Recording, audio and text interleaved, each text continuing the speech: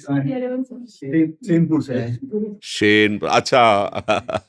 तो कभी आपने देखा है मैं सेनपुर में? सेनपुर में महाजन अक्सर आपका अनुभव सब बताते हैं। महाजन, हाँ, वो एक महाजन कभी कभी आते थे। हाँ, वहाँ कई वर्ष रहे।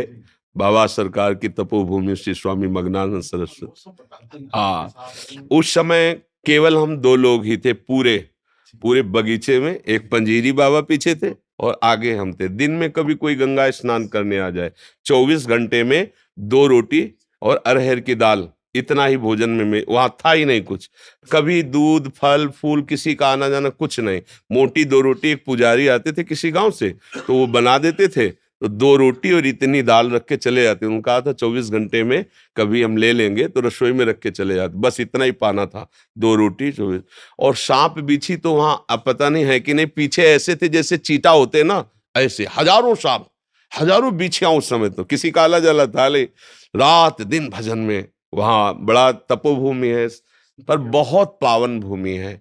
ऐसे गंगा जी समीप बैठते हैं, रात्रि में जब निकल के बैठे ऐसे सांप जाते थे फन काढ़े हुए।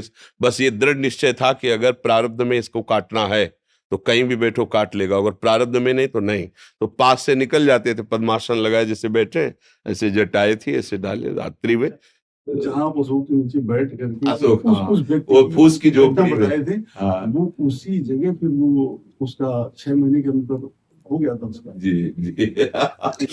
एक बार क्या हुआ कि वहां का एक गुंडा था जो उसी की, हाँ, तो महीने के अंदर। हाँ, तो हम ऐसे गेट की तरफ बैठे थे ऐसे, तो मोटरसाइकिल से जूता पहनकर आया। तो हमें कुछ पता नहीं था, पर हम उससे कहा, भाई 4-5 वयोवृद्ध बैठे थे, हम कहा भाई आपसे प्रार्थना है, बाबा सरकार की तपोभूमि है, आपको यहाँ गाड़ी और जूता सहित नहीं आना चाहिए।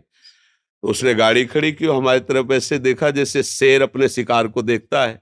हम बाबा जी, फटे पुराने कपड़े, वहां तो बड़ा अकिंचन स्वरूप है। तो वो गया ऐसे जूता पहने, तो हम कहा कि कैसा अभद्र आदमी है कि संतों की बात भी नहीं मानता है। बोले महाराज आप बेकार बोल दिए। हम कहा क्यों?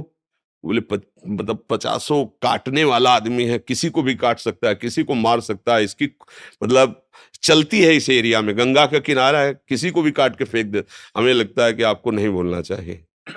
लौट के जब आया तो वो गाड़ी थोड़ी देर स्टार्ट, हम कहा भाई यहाँ स्टार्ट नहीं करना, बाहर जाओ, यहाँ स्टार्ट नहीं होगी। मतलब हम कोई सिद्धि नहीं दिखा रहे थे, हम उसे कह रहे थे कि आप बाहर ले जाओ बाहर।